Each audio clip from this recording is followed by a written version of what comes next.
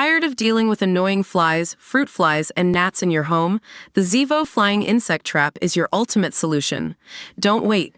Check out the link in the video description now to get your Zevo Flying Insect Trap on Amazon and enjoy a bug-free home today.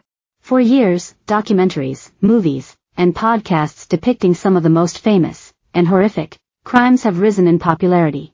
And in particular, Netflix's series Unsolved Mysteries has become a hit with true crime fans, with viewers desperately trying to solve the cases from the comfort of their own home. Volume 4 premiered on July 31st and has already climbed to the #1 spot in Netflix's top 10 TV programs in the UK.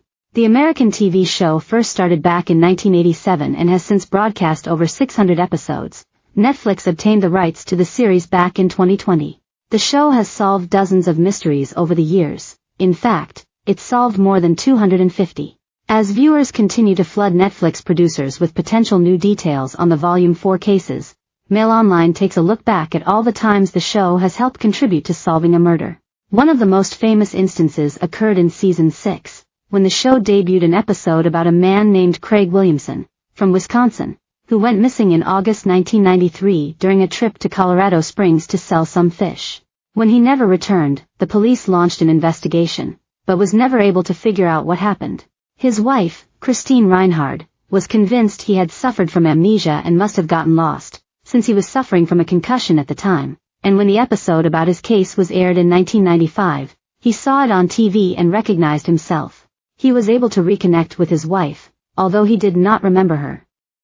He later revealed he got mugged during the trip, which worsened his concussion and left him confused. When he woke up in the hospital, he couldn't remember who he was or his past life, and started over in Key West, Florida. Another famous case that was decoded by Unsolved Mysteries was that of Jerry Strickland and Melissa "Missy" Monday. Together, the couple murdered a oil company courier named Elmer DeBoer in 1987 in an attempt to steal $10,000 from him. After committing the crime, the pair went on the run and relocated to Washington, where they believed they had gotten away with it. But when Unsolved Mysteries showcased DeBoer's mysterious death in a 1988 episode and shared photos of the wanted fugitives, more than 15 people who lived in their town noticed a resemblance and reported them to the police. Monday's charges were dropped after she agreed to testify against Strickland, who was found guilty of kidnapping, murder, and robbery, and was sentenced to life in prison. The 1999 killings of Kathy and Danny Freeman, and the disappearance of their 16-year-old daughter Ashley and her friend, Loria Bible, shocked the rural Oklahoma community. The Freeman family was hit by unbelievable tragedy when their house burnt down in an awful fire. Kathy, the mother of the family, died in the fire, but she hadn't died as a result of being burned or from smoke inhalation, she'd been shot. Her husband Danny was initially missing after the fire, but when he was found it turned out he'd been shot as well.